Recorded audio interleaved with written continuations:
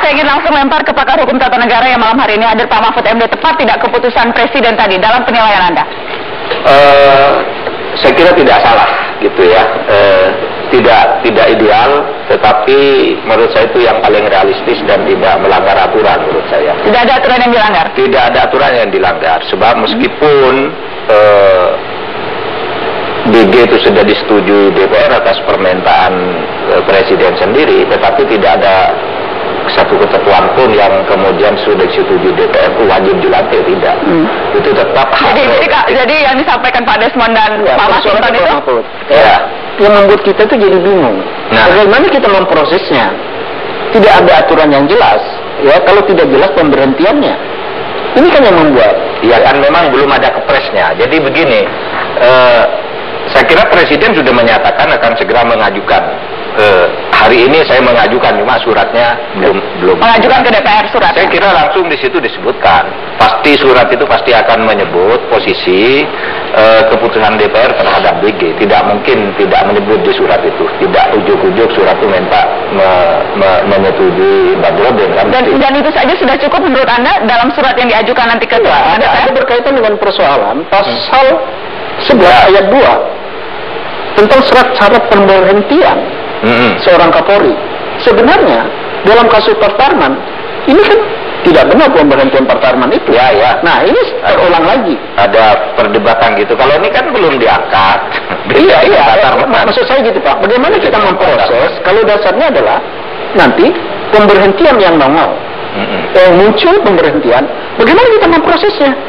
Saya kira bukan pemberhentian, ya kan belum diangkat. Kami tidak jadi melanjutkan pengangkatan berdasar hak prerogatif. Bagaimana dengan nasib Sutarman? Kenapa? Bagaimana dia sudah diberhentikan dia? Sutarman kan sudah diberhentikan. Iya, tapi ini persoalan yang satu paket ya, satu paket. Mbak Nur tahu betul ini karena surat itu satu paket pengangkatan dan pemberhentian. Ini ya.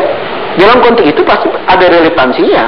Pasal 11 ayat 1, ayat 2 dan ayat 3 sampai 5 itu ada relevansinya. Belum diangkat berarti memang ya bukan konteksnya bukan diberhentikan, orang diangkat saja belum. Ya betul, ini tidak ada. Tapi yang jadi soal hari ini kan ya boleh dibilang bisa melecehkan DPR. Anda merasa dilecehkan? Itu politis. Itu boleh. Kan jadi lain gitu loh. Itu politis bisa, bukan hukum. Tetapi sebenarnya yang jadi lain gitu. Ada nuansa yang membuat hubungan kelembagaan tidak sehat. Oke, saya mau ke Bang Fajrul. Keputusan ini melecehkan DPR atau terlalu GR nih teman-teman DPR? Ini bicara proses. Ini bicara proses. Pertama ya, kami tentu gembira bahwa Pak Jokowi akhirnya bersikap tegas sekali, yaitu membatalkan pencalonan Pak Komjen BG sebagai Kapolri, karena selama ini inilah yang menjadi persoalan bagi kami. Masuk juga kritik kami terhadap DPR, udah tahu sebenarnya ditetapkan sebagai tersangka oleh KPK, tetap aja dilanjutkan begitu ya, dengan selalu mengatakan iya kami kan memprotes oleh karena Pak Jokowi yang mengajukan kan seperti itu. Padahal mereka punya kesempatan besar loh, Pak Sinton pada waktu menjadi Komisi 3 kan, pada waktu diajukan Komisi 3 terus dinyatakan oleh KPK sebagai tersangka, kesempatan pada mereka untuk menyatakan oh ini jangan begini karena ini. Jadi apa yang Anda lihat sebagai tersangka itu saja sudah jadi masalah. Bahkan di dalam ketika itu juga paripurna. Makanya waktu itu juga inilah yang Pak Fajrul agak susah. Kenapa itu? Ya kalau Pak Mahfud pernah di DPR, Mbak Nur pernah di DPR, ya. Kalau tanpa ditarik Presiden agak susah bagi kami dasarnya untuk menghentikan. Gitu loh. Ini betul. Begini ya. Itu fatsun politik. Begini Bu. Bagaimana kita mengkaji ya? Presiden tidak menarik. Bung, enggak. Tadi Mas Sinton mengatakan kita patuh pada peraturan perundang-undangan. Oke, kita ambil saja peraturan perundang-undangan. Anda bisa bilang, ambil aja TAP MPR tuh nomor 6, nomor 8, jelas dikatakan di sana tentang tentang KKN dan kemudian tentang etika bernegara. Anda patuh kan terhadap peraturan perundang-undangan? Anda bisa lihat TAP MPR itu tinggi di atas undang-undang. Ajas praduga tak bersalah. Itu kan tetap dalam tidak bersalah tidak bisa diterapkan.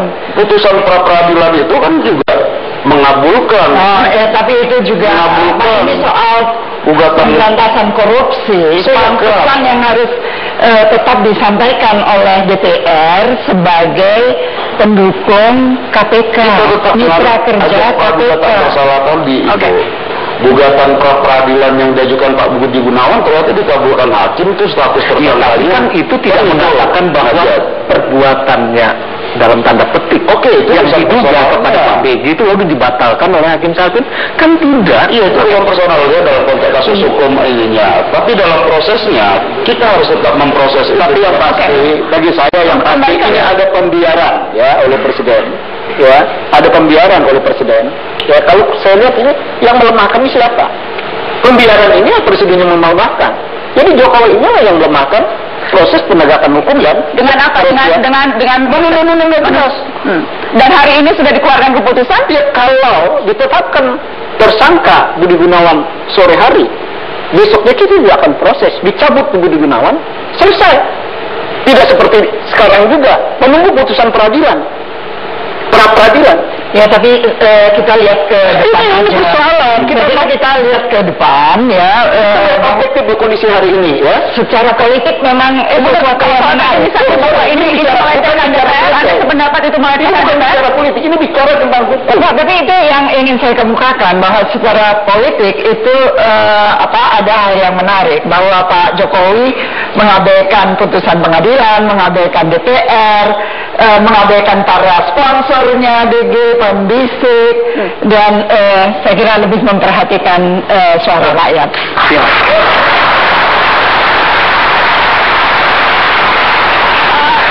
Berarti dengan asumsi bahwa Anda tidak menganggap DPR mewakili rakyat ya Bu?